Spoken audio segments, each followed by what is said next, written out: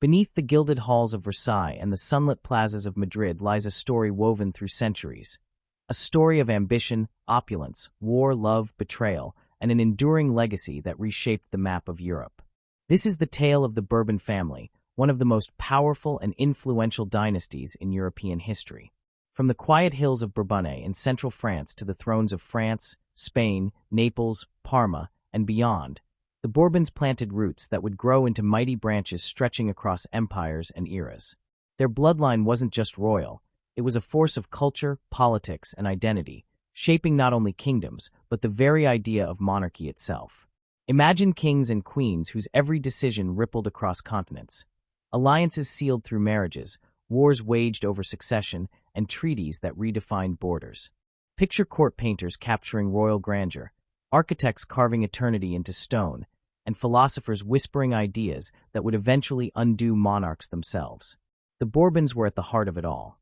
They ruled in times of peace and chaos, revolution and restoration.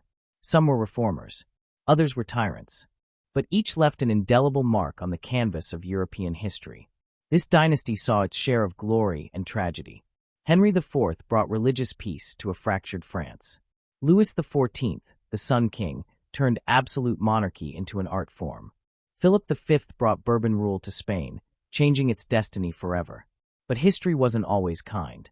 Heads rolled in the shadow of the guillotine. Exiles were endured. Thrones were lost, and in some cases reclaimed. Even today, a living Bourbon monarch sits on the throne of Spain, carrying centuries of legacy into the modern age. What makes the Bourbons so fascinating isn't just their longevity or reach. It's how their story mirrors Europe's own evolution. Through their rise and fall, we witness the shift from divine right to constitutional monarchy, from Baroque palaces to revolutionary ideals. Their courts became centers of art, music, and science. Their rivalries triggered continental wars.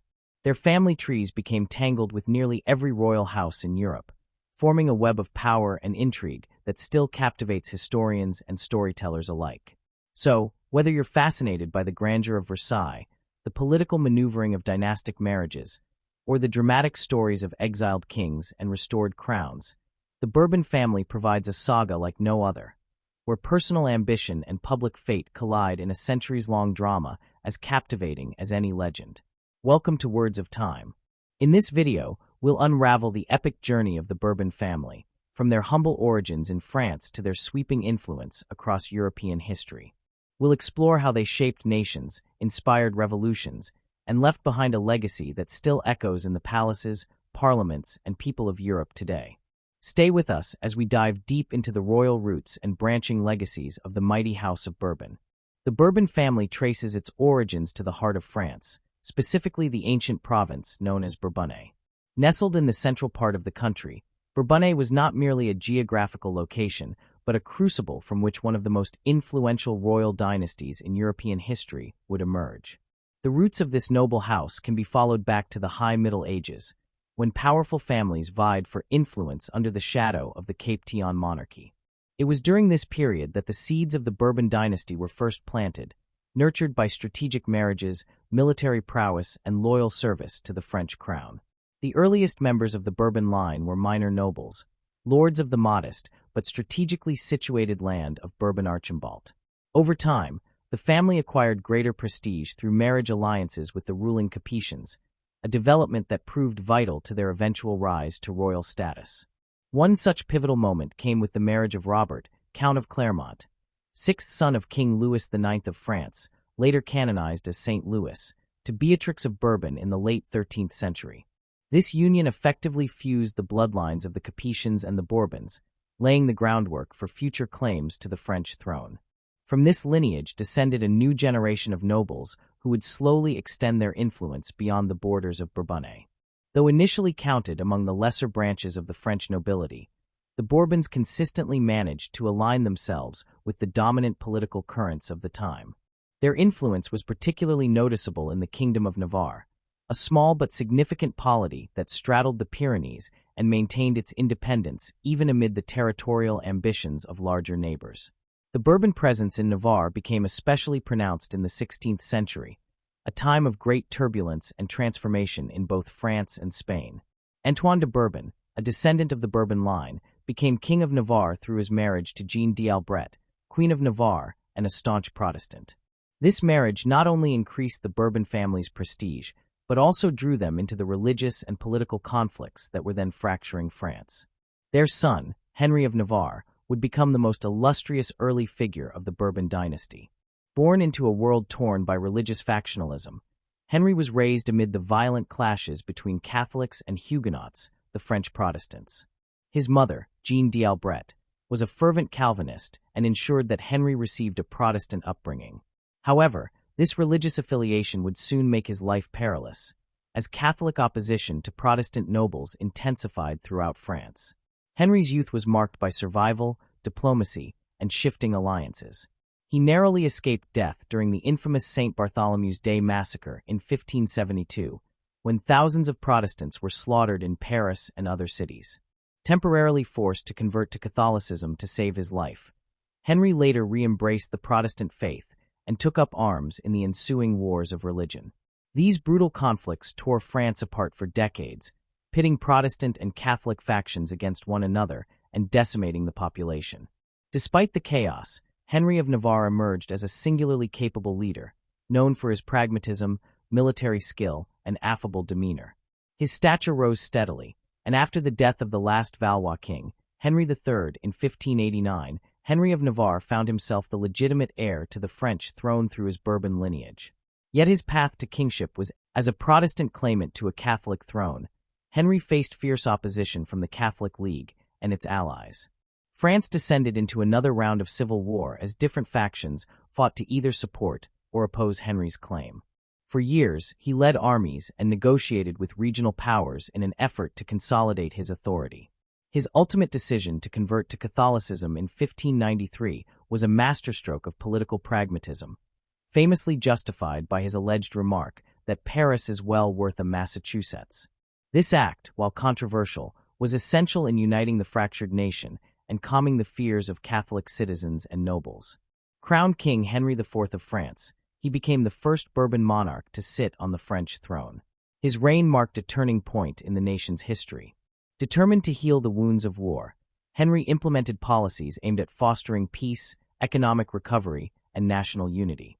He issued the Edict of Nantes in 1598, granting substantial religious freedoms to Protestants while affirming Catholicism as the state religion.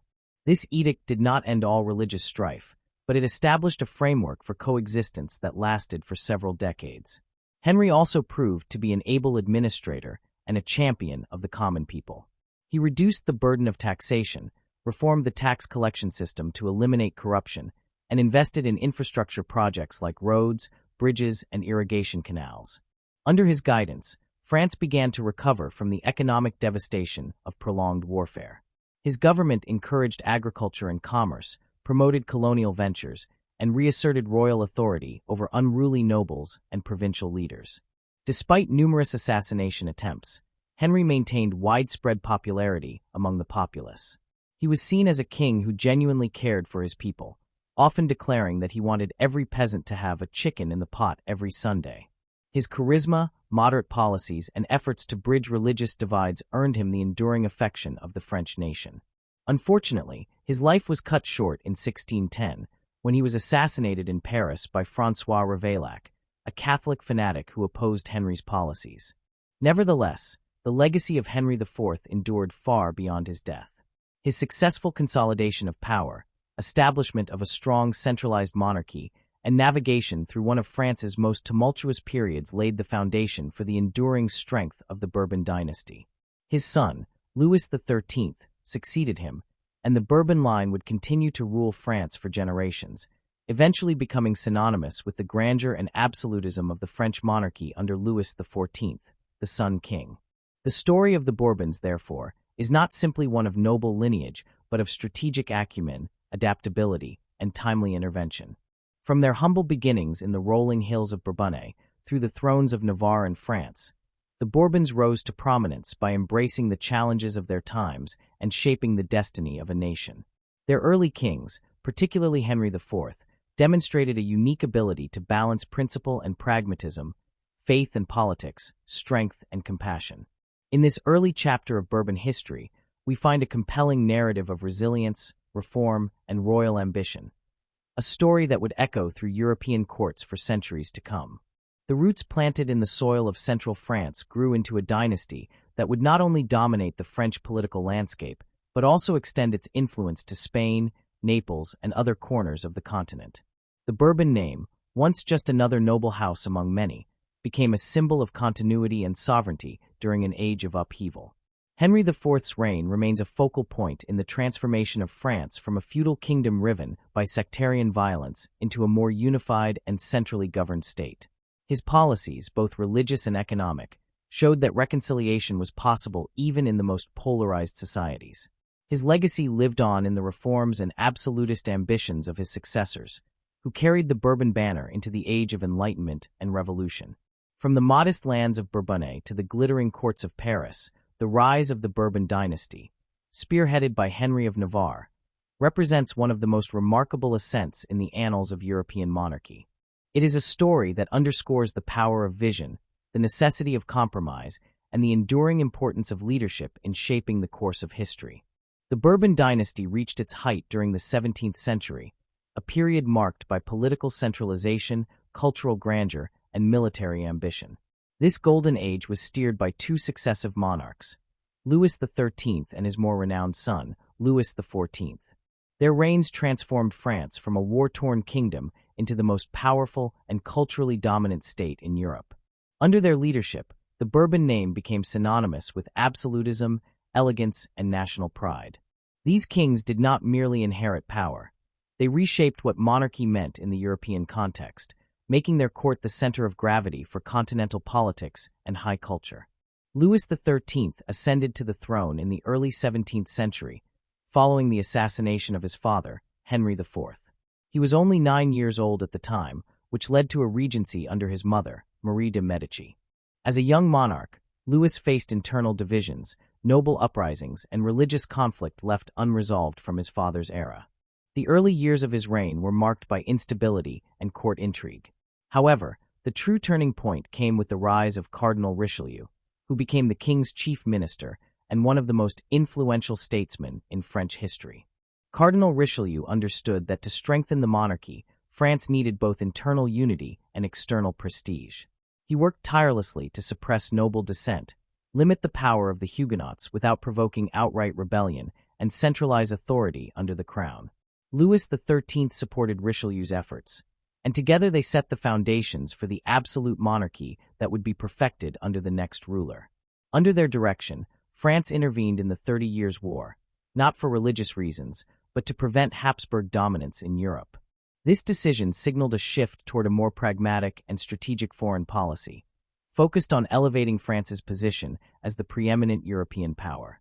By the time Louis XIII died in the year 1643, he had succeeded in preserving the Bourbon dynasty and expanding its influence, but it was his son, Louis XIV, who would elevate the monarchy to unprecedented heights. Known to history as the Sun King, Louis XIV assumed full control of the government in 1661 after the death of Cardinal Mazarin, Richelieu's successor. Louis was not content with merely ruling. He intended to rule gloriously. From the outset of his reign, Louis XIV projected an image of divine authority and unmatched majesty. He believed in the absolute right of kings, a belief that found expression in his famous declaration, "I am the state." Every aspect of his reign was infused with symbolism designed to enhance royal prestige. He cultivated a court culture that revolved entirely around his person, requiring the nobility to attend him at his magnificent palace at Versailles, which he transformed from a modest hunting lodge into the most opulent royal residence in Europe. Versailles was more than a palace, it was a political instrument. By drawing the nobility into a life of ceremony, etiquette, and performance, Louis neutralized their potential for rebellion. They were too busy competing for royal favor to challenge his authority.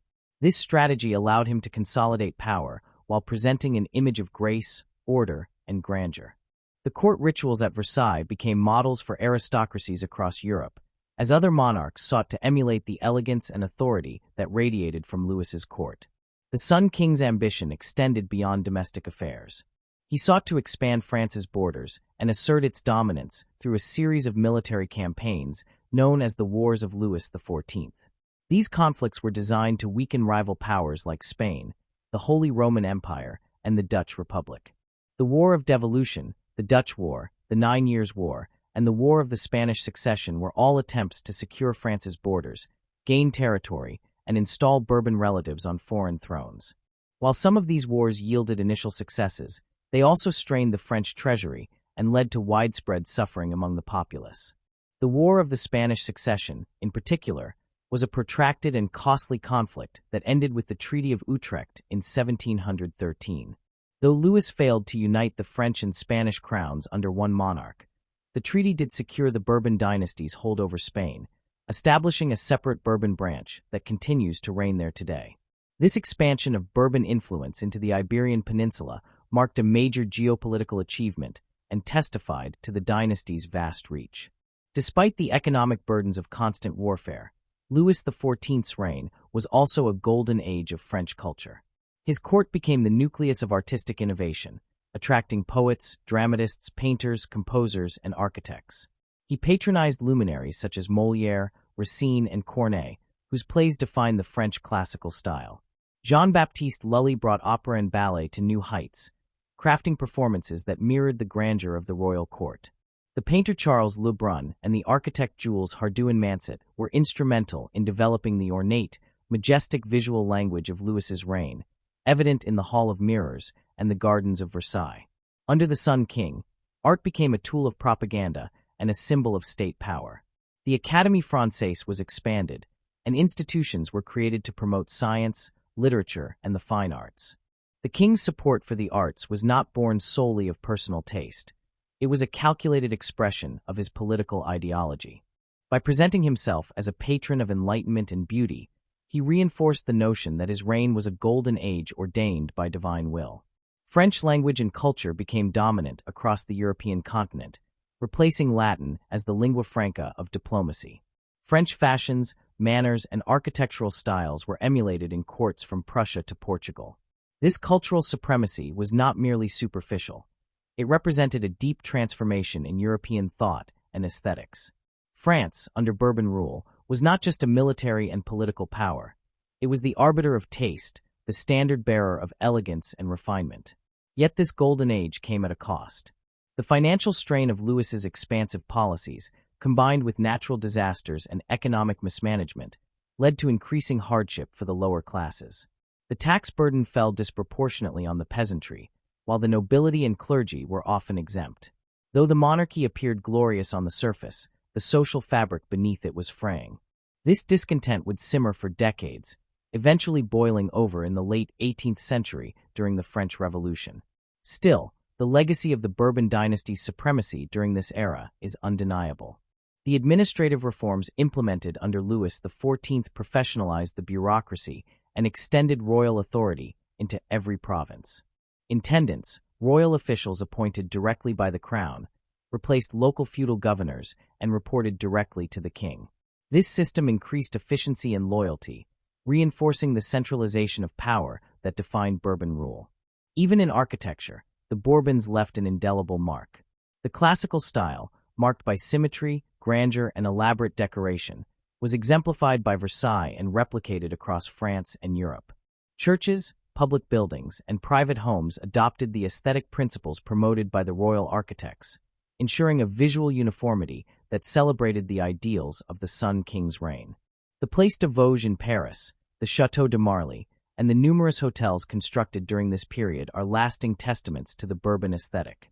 Culturally, the legacy of Louis XIV extended well beyond his lifetime. His support of academies and intellectual societies laid the groundwork for the Enlightenment, even if his own regime remained rooted in absolutism. The thinkers who would challenge the old order in the following century, Voltaire, Montesquieu, Rousseau, benefited from the institutional and educational advances initiated under his rule.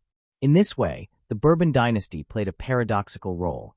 It both embodied and enabled the very forces that would later dismantle the monarchy. As the Sun King aged, his grip on power remained firm, but his earlier dynamism gave way to a more rigid and introspective reign. The deaths of his son, grandson, and great-grandson within a few years darkened the twilight of his rule, leaving only a great-grandson, Louis XV, as heir. When Louis XIV died in 1715, he left behind a country that was both glorified and exhausted. His reign of 72 years remains the longest in European history for any monarch ruling a sovereign state. In retrospect, the supremacy of the Bourbon dynasty under Louis XIII and Louis XIV was marked by extraordinary achievements in governance, culture, and international influence. The legacy of these monarchs endured long after their deaths, shaping not only France but the entire European continent.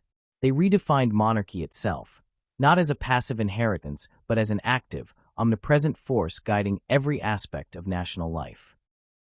Their reigns are remembered not only for their military conquests and administrative reforms, but also for the flowering of French art, literature, and architecture that still captivate the world today. The Bourbon dynasty, at its zenith, fused power with pageantry, authority with artistry. It created a vision of kingship that inspired awe and imitation, from the courts of Russia to the palaces of Italy. The monuments they left behind, both physical and institutional, stand as enduring symbols of a time when France stood unchallenged at the pinnacle of European civilization. Whether in the mirrored halls of Versailles, the cadences of a Molière comedy, or the intricate gardens that stretch toward the horizon, the spirit of Bourbon grandeur still echoes, a reminder of the dynasty that once ruled with unrivaled splendor. The Bourbon dynasty, having secured a dominant place in France under monarchs like Henry IV and Louis XIV, did not confine its influence to one kingdom. As European politics evolved during the 17th and 18th centuries, the Bourbons extended their reach beyond France's borders, placing branches of their family on several other thrones, most notably in Spain, Naples, and Parma. This expansion was not the result of random circumstance, but of careful diplomacy, dynastic marriage, military confrontation, and the often volatile mechanisms of succession in monarchical Europe. The resulting Bourbon presence across the continent reshaped political boundaries, influenced governance structures, and helped mold cultural identities in multiple nations. At the heart of the Bourbon expansion lies the War of the Spanish Succession, a pivotal conflict that began in the year 1700 and spanned over a decade. The war emerged from a dynastic crisis following the death of Charles II of Spain, the last Habsburg monarch of that realm. Charles, physically and mentally debilitated by generations of inbreeding among the Habsburgs, died without a direct heir.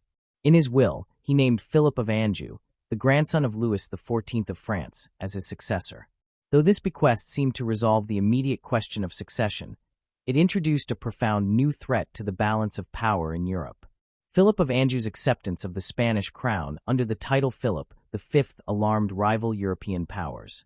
They feared that a union of France and Spain under a single Bourbon monarch would create a superpower capable of dominating the continent. England, the Dutch Republic, the Holy Roman Empire, and several other states formed the Grand Alliance to oppose what they perceived as French aggression cloaked in dynastic legitimacy. The War of the Spanish Succession, fought from 1700 to 1713, became one of the largest and most complex conflicts of the early modern period. The war was waged across multiple theaters, from the Spanish peninsula to the Low Countries, and even in the colonies of the Americas. It involved large armies, shifting alliances, and significant battles such as Blenheim, Ramillies, and Malplaquet. Despite several setbacks, the French and Spanish Bourbon forces managed to retain key strongholds and, most importantly, keep Philip on the Spanish throne. The Treaty of Utrecht, signed in 1713, concluded the war and redrew the map of Europe. It recognized Philip V as King of Spain, but required that the French and Spanish crowns remain permanently separate to prevent the feared unification of the two powerful kingdoms. This compromise allowed the Bourbons to establish a lasting dynasty in Spain, marking the beginning of a new chapter in European history. The Spanish Bourbons inherited a vast but declining empire that stretched from Europe to the Americas and Asia. Under Bourbon leadership, Spain embarked on a series of reforms aimed at revitalizing the state and restoring its international prestige. Inspired by the centralized administration of Louis XIV's France, the new Spanish kings sought to modernize their institutions, reduce the autonomy of regional aristocracies, and reassert royal authority over the colonies. Philip V, the first Bourbon king of Spain, ruled for several decades and had a deep interest in cultural development and administrative reform. He reorganized the Spanish army and navy, improved tax collection, and implemented legal reforms to streamline governance.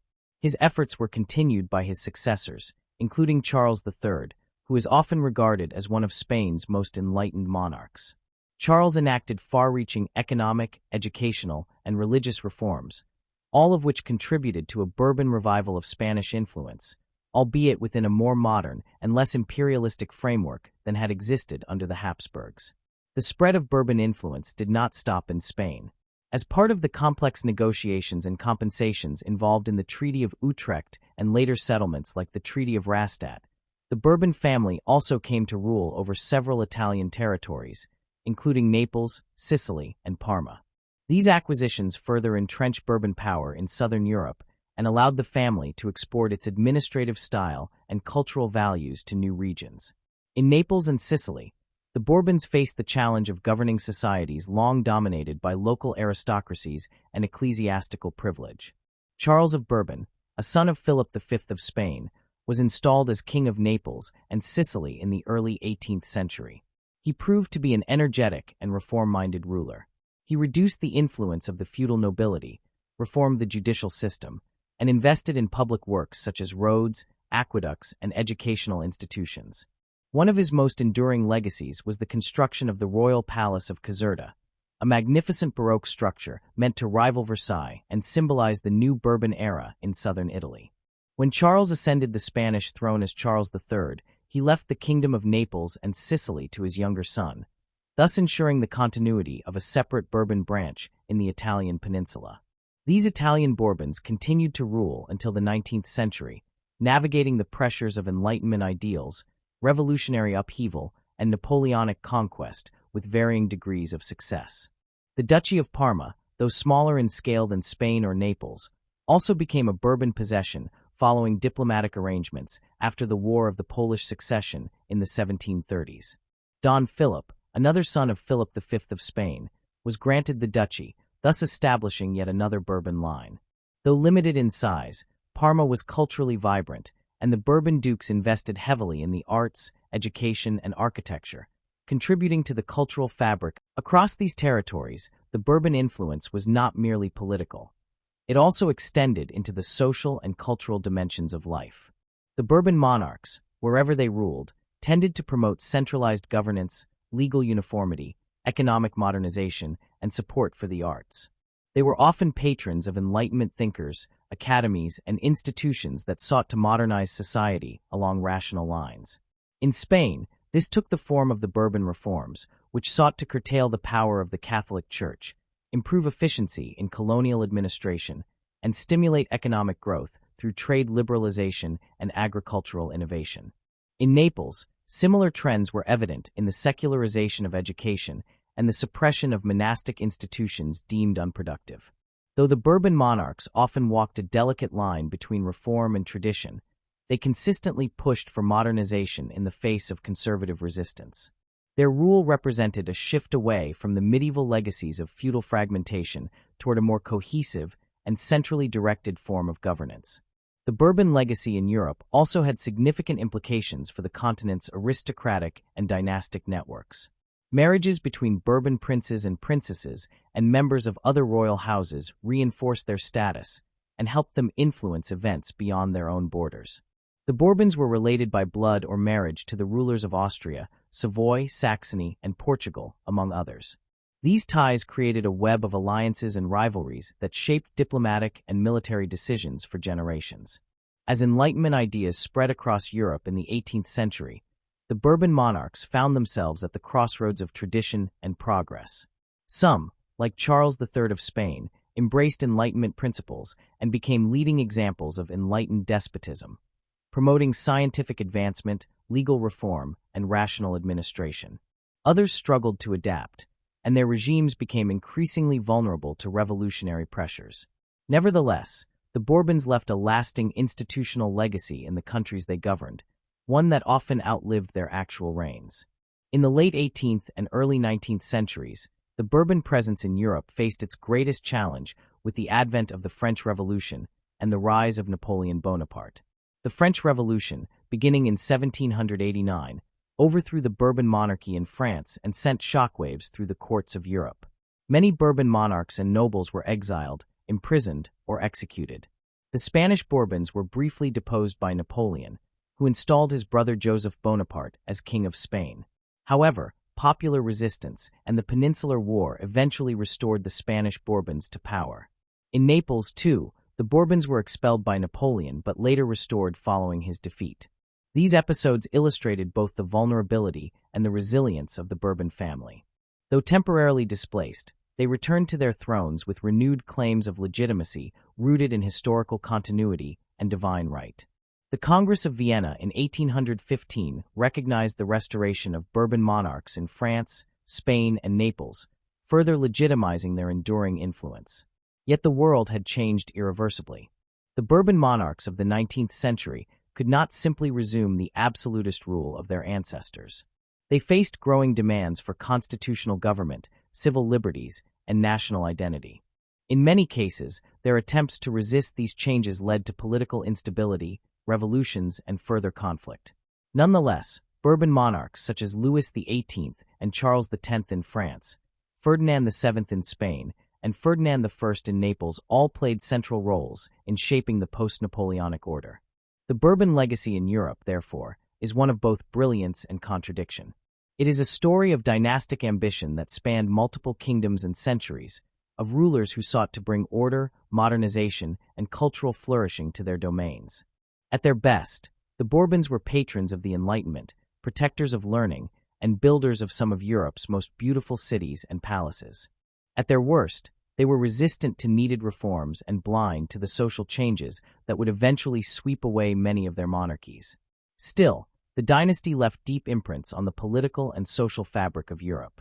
In Spain, the Bourbon monarchy continues to this day, making it one of the oldest royal houses still in existence. In Naples and Parma, the legacy of Bourbon rule is preserved in architecture, legal codes, and cultural institutions. Their patronage of the arts, investment in education, and role in the early stages of European modernization remain essential parts of the historical narrative of the continent. The spread of the Bourbon family across Europe is more than just a tale of royal succession. It is a lens through which we can view the broader evolution of European society. Through their reigns, the Bourbon monarchs helped to transition Europe from the feudalism of the Middle Ages into the more centralized, bureaucratic, and ideologically diverse societies that emerged in the modern era. Their story is a complex and layered one, reflecting the tensions between tradition and innovation, absolutism and reform, isolation and integration. The Bourbons' journey from a provincial noble house in Bourbonnais to a dynasty ruling across multiple European kingdoms is one of the most remarkable in history. It reveals how political skill, dynastic planning, and cultural vision can shape not only the fate of royal families, but also the destiny of entire nations.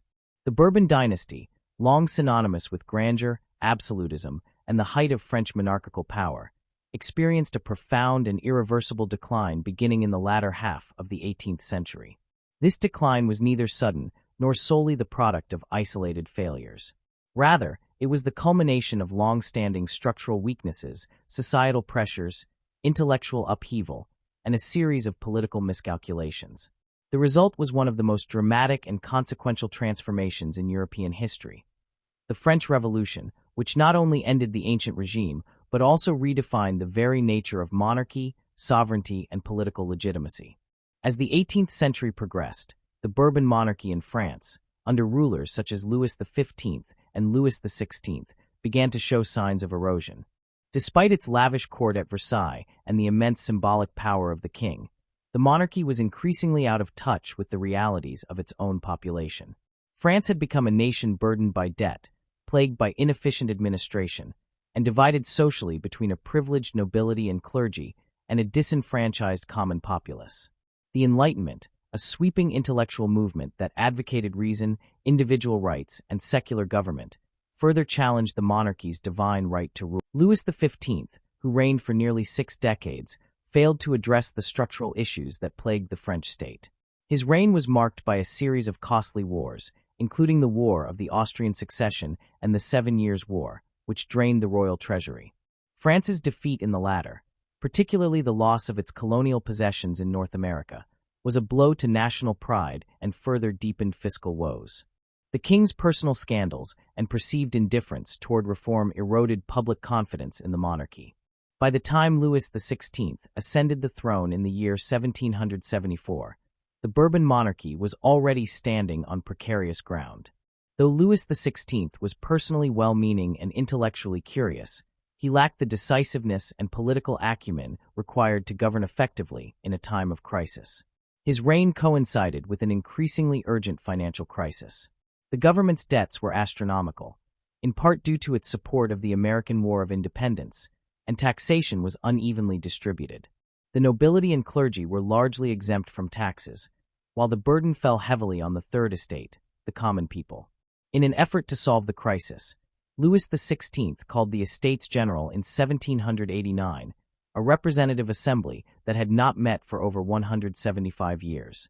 Initially seen as a hopeful step toward reform, the meeting quickly spiraled into confrontation. The Third Estate, frustrated by its limited political power, broke away and declared itself the National Assembly. This bold act was a direct challenge to royal authority and marked the beginning of the French Revolution. What followed was a series of seismic events that would dismantle centuries of Bourbon rule. The storming of the Bastille on July 14, 1789, became the symbol of the people's resistance. The monarchy was gradually stripped of its powers through a combination of legislative reforms, public unrest, and growing radicalism within revolutionary factions. In 1791, the royal family attempted to flee France in what became known as the Flight to Varennes, an ill-fated escape that severely damaged Louis XVI's credibility and fueled suspicions of betrayal. By 1792, the revolution had entered a more radical phase. The monarchy was abolished, and France was declared a republic. Louis XVI was put on trial, found guilty of treason, and executed by guillotine on January 21, 1793. His wife, Marie Antoinette, was executed later that same year. The execution of the king symbolized not only the end of Bourbon monarchy, but the definitive collapse of the old regime in France. The revolutionary period was followed by the rise of Napoleon Bonaparte, a military general who would go on to dominate European affairs for the next 2 decades. Napoleon's rise to power presented further setbacks for the Bourbon family. As Napoleon consolidated control, he declared himself Emperor of the French in 1804, effectively replacing the Bourbons with a new imperial dynasty. The remaining members of the Bourbon family were exiled, scattered across Europe, and deprived of their former influence. During the Napoleonic Wars, Bourbon sympathizers hoped for restoration, but these dreams were largely sidelined as Napoleon reshaped the continent. His victories against European coalitions and the spread of his legal and administrative reforms transformed France and much of Europe. Nonetheless, resistance against Napoleon gradually coalesced. After a disastrous invasion of Russia and a series of defeats in Western Europe, Napoleon was forced to abdicate in 1814. With his fall, the Allied powers moved to restore the old monarchies, including the Bourbons. The Bourbon Restoration, as it came to be known, saw the return of Louis XVIII, brother of the executed Louis XVI, to the French throne. Unlike the absolutist model of earlier Bourbon kings, this new monarchy was a constitutional one. The Charter of 1814 established a framework of limited monarchy, guaranteeing certain civil liberties and recognizing some revolutionary gains while attempting to stabilize a deeply fractured society. Louis XVIII attempted to strike a balance between monarchical tradition and modern political realities. He retained many of Napoleon's reforms, including the Napoleonic Code and centralized administration. Yet his reign was fraught with tension.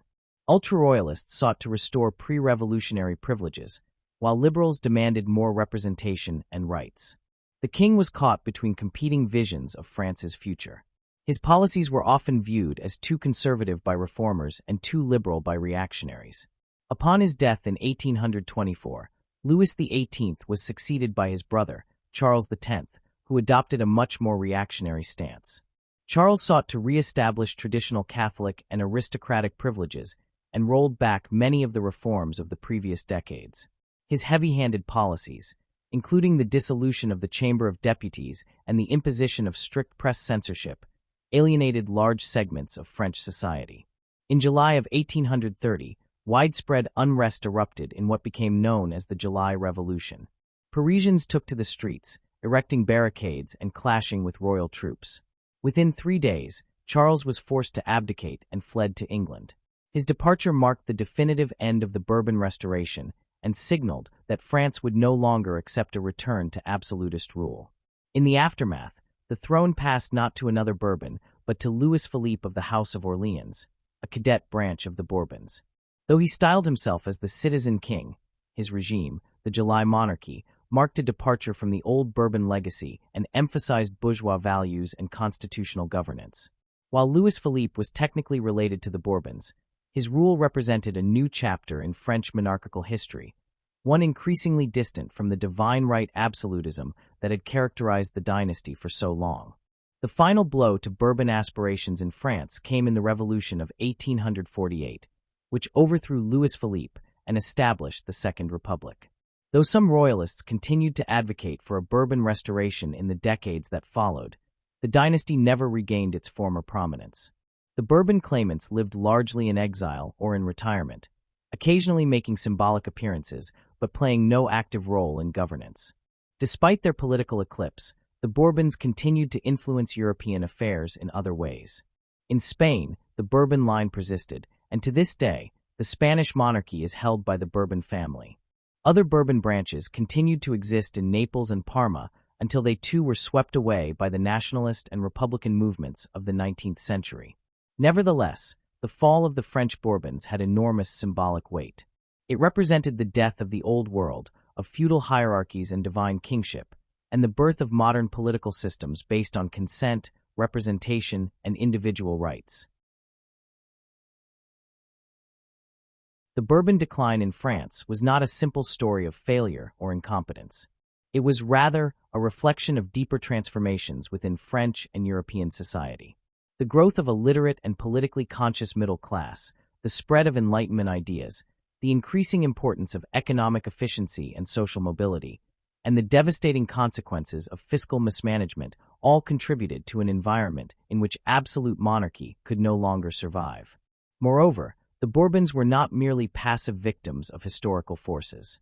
They had opportunities to adapt, to reform, to share power, and to modernize their rule in ways that could have preserved their place within a changing society.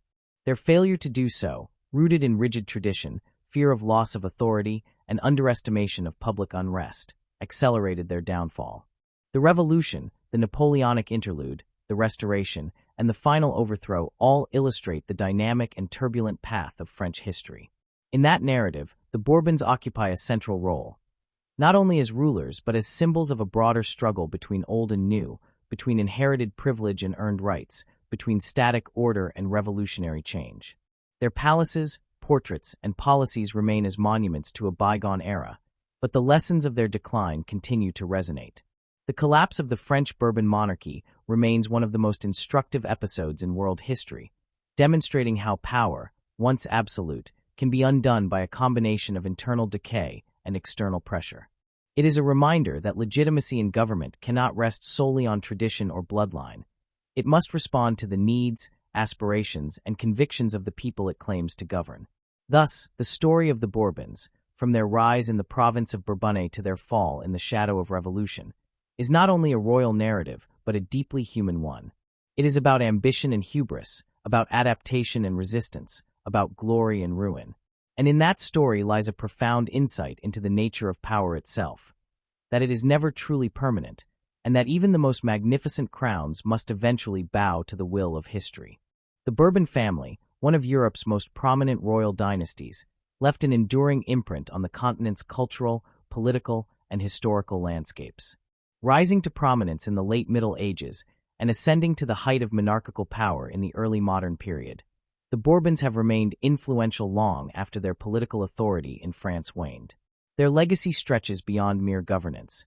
It encompasses a rich tradition of courtly refinement, support for the arts and sciences, and a redefinition of kingship that left a lasting influence on European governance and cultural identity. Tracing their roots to the Bourbonnais region in central France, the family's fortunes dramatically improved in the late 15th and 16th centuries, eventually culminating in the accession of Henry IV to the French throne in the year 1589. His reign marked a turning point for France, uniting a fractured kingdom under the principle of pragmatic governance. Henry IV's policies of religious tolerance and economic rejuvenation laid the foundation for what would become a golden age under his descendants. But it was not only in France that the Bourbons made their mark. Through marriage alliances, diplomacy, and military intervention, the Bourbon dynasty branched into several other European territories, including Spain, Naples, and Parma. The crowning of Philip V, grandson of Louis XIV, as King of Spain in the early 18th century after the War of the Spanish Succession, signaled a new era of Bourbon influence on the Iberian Peninsula. Though this prompted fears of a unified Franco-Spanish empire, the Treaty of Utrecht in the year 1713 ensured the separation of the two crowns, while still allowing the Spanish Bourbon line to flourish. The cultural legacy of the Bourbons is perhaps most famously embodied in their courtly style, epitomized by the grandeur of Versailles. Constructed during the reign of Louis XIV and expanded continuously, the Palace of Versailles became not only a symbol of absolute monarchy, but also a cultural beacon that radiated influence across Europe. Court life at Versailles was governed by intricate rituals, hierarchies, and etiquette, which other royal houses across the continent sought to emulate. The very architecture of Versailles, its symmetry, ornate detailing, and expansive gardens, became the blueprint for countless other palaces and estates. Artistic patronage under the Bourbons was not merely ornamental. It was a deliberate act of statecraft. From the Baroque splendor of the 17th century to the neoclassical elegance of the 18th century, Bourbon kings commissioned and supported artists, architects, musicians, and writers who helped define the aesthetic of their age. The reign of Louis XIV, in particular, stands out for its embrace of the arts. Painters like Charles Le Brun, composers like Jean-Baptiste Lully, and playwrights such as Molière were given royal backing, elevating France to the center of European cultural life. In Spain, the Bourbon dynasty undertook similar efforts to shape culture and intellectual life. Under the reign of Charles III, a grandson of Louis XV, Spain saw a flourishing of Enlightenment ideals. Institutions such as the Royal Spanish Academy and the Prado Museum were either founded or expanded during this period, contributing to a cultural revival that reflected the dynasty's commitment to knowledge, civic reform, and artistic excellence. Architecture, too, played a central role, with neoclassical monuments and city planning initiatives transforming urban landscapes. Equally important to the Bourbon legacy was their engagement with the evolving concepts of sovereignty and governance. In France, the Bourbon monarchs, especially Louis XIV, embodied the principle of absolute monarchy. The famous phrase "L'État, c'est moi," or "I am the state," often attributed to Louis XIV, encapsulates the ideology that placed the king at the center of the state's identity. This model of centralized power influenced numerous rulers and governments across Europe, encouraging the formation of stronger, more cohesive nation-states. Yet even within this absolutist framework, the Bourbon kings were not immune to the intellectual currents of their time. The Enlightenment's emphasis on reason, secularism, and civil liberties forced many Bourbon rulers, particularly in the Spanish and Neapolitan branches, to adapt. Figures like Joseph I of Naples and Charles III of Spain attempted to modernize their administrations, reduce the power of the church, and promote education. These efforts did not always succeed, but they illustrated the dynasty's role in the broader European transition from feudal monarchies to modern bureaucratic states. The long-term impact of Bourbon rule can also be seen in their contributions to legal and administrative reform. In France, the centralization of authority under Bourbon kings created a foundation for the modern French state. Taxation systems, military organization, and regional governance were all standardized to a degree that had not previously existed. Even after the fall of the monarchy during the French Revolution, many of these Bourbon-era reforms were retained by successive regimes, including Napoleon's empire and the subsequent republics. In Spain, the Bourbon reforms, often termed the Bourbon reforms, sought to reinvigorate a declining empire. Initiatives in the 18th century aimed at increasing colonial revenues, strengthening military defenses, and curbing the autonomy of local elites. Though controversial, these reforms reasserted royal authority and modernized Spanish administration both on the peninsula and in the colonies. While not without resistance, they laid the groundwork for later developments in the Spanish-speaking world, including movements for independence and constitutional governance. The Bourbon family's engagement with the global stage should not be overlooked. As rulers of colonial empires, both the French and Spanish Bourbons wielded influence across the Americas, Africa, and Asia. The decisions made by these monarchs reverberated far beyond European borders. French involvement in the American Revolutionary War, for instance, helped secure independence for the United States, but also contributed to France's financial crisis and eventual revolution. In Spanish America, the Bourbon reforms were both a catalyst for modernization and a source of grievance that eventually fueled independence movements. Despite the dramatic decline of the French Bourbon monarchy in the late 18th and early 19th centuries, the family's cultural and political impact continued to resonate. Even after the revolutionary execution of Louis XVI and the Napoleonic upheavals, the restored Bourbons, Louis XVIII and Charles X, sought to re-establish monarchical authority, albeit with mixed results. Their inability to reconcile the legacy of absolutism with the realities of post-revolutionary France ultimately led to their downfall, but their brief return to power served as a reminder of the dynasty's deep historical roots. In Spain, the Bourbon monarchy endured far longer. Though interrupted by brief republican experiments and internal conflict, the Spanish Bourbons were restored multiple times and remain in power today. Kings such as Alfonso XII and Juan Carlos I played pivotal roles in guiding Spain through periods of transition, including the move from dictatorship to democracy in the late 20th century. The current Spanish monarch, Felipe VI, continues this legacy, representing a constitutional monarchy that balances tradition with modern governance. The continued existence of the Bourbon line in Spain underscores the enduring appeal of monarchy in certain contexts. While many European nations have moved away from royal rule, others have retained their monarchies as symbols of continuity, unity, and national identity. The Spanish Bourbons, having weathered revolution, civil war, and dictatorship, stand as a testament to resilience and adaptability. Beyond politics and governance, the Bourbon legacy survives in more subtle, cultural ways. Their patronage of the arts helped shape European aesthetics and taste for generations. Their architectural contributions, from Versailles to the Royal Palace of Madrid, remain iconic symbols of royal ambition and artistic achievement. Their legal and administrative innovations laid foundations that modern states continue to build upon.